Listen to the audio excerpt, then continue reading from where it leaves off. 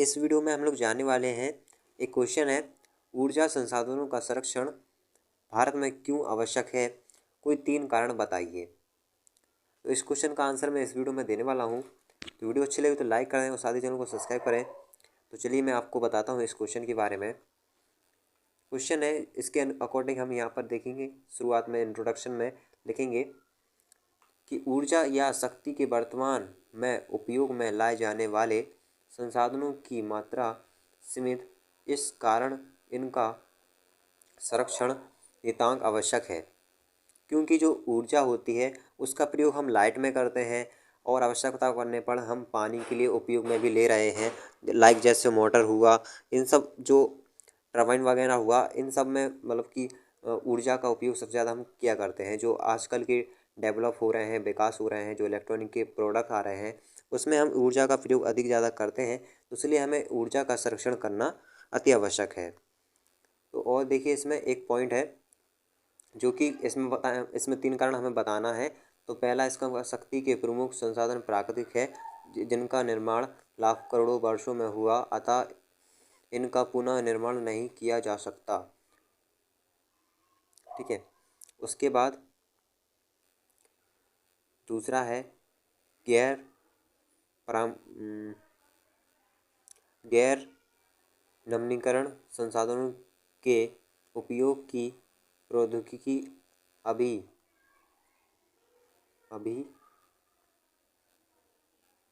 इतनी विकसित नहीं है कि वे पारंपरिक संसाधनों का स्थान ले सके, अतः पारंपरिक संसाधनों का संरक्षण आवश्यक है। तो जो प्राकृतिक से हमें कुछ संसाधन प्राप्त है जिससे हम ऊर्जा का निर्माण करते हैं, जैसे कि हवा हुआ और सौर ऊर्जा हुई, तो ये हमें प्राकृतिक से प्राप्त होते हैं संसाधन। इनका हमें संरक्षण करना चाहिए।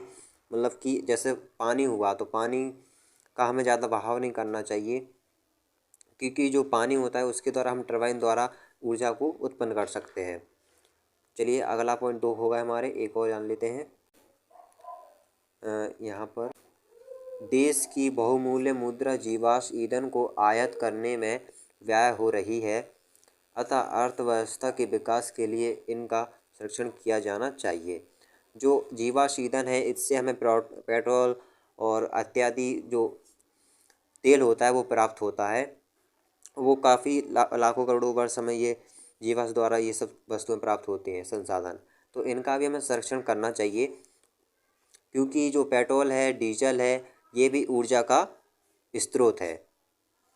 तो उसमें टोटली पूरा ऊर्जा का जो स्रोत बनते हैं, वो उनका हमें संरक्षण करना अति आवश्यक है। वो प्राकृतिक से प्राप्त होते हैं। तो अधिकांश पारंपरिक ऊर्जा के स्रोत प्रदूषणकारी हैं, अतः इनका सीमित उपयोग करना चाहिए। अब जो संसाधन है ये, इनका हम प्रयोग करते हैं, इनका प्रयोग करके जो इनसे धुआं निकलता है वो प्रदूषणकारी होता है। तो इसका प्रयोग हम कम करें, जिससे कि प्रदूषण भी कम हो और जो हमारे जीवाश्म ईंधन से जो हमें प्राप्त हुआ है संसाधन, उसका भी बचाव हो सके, यानी संरक्षण हो सके। अगला है, शक्ति के संसाधन वर्तमान युग की सबसे महत्वपूर्ण आवश्यकताओं में से एक है, अतः इनको संरक्षित करना चाहिए ताकि इस प्रकार की ऊर्जा का संकट का सामना ना करना पड़े। हमें कम से कम उपयोग करना चाहिए इन संसाधनों का आवश्यकता पड़ने पर, ताकि हमें जो आने वाली पीढ़ी है उनको ऊर्जा का संकट का जो सामना ना करना पड़े, यानी कमी के कारण। तो ये हमारा टॉपिक क्लियर हुआ, बहुत महत्वपूर्ण टॉपिक था।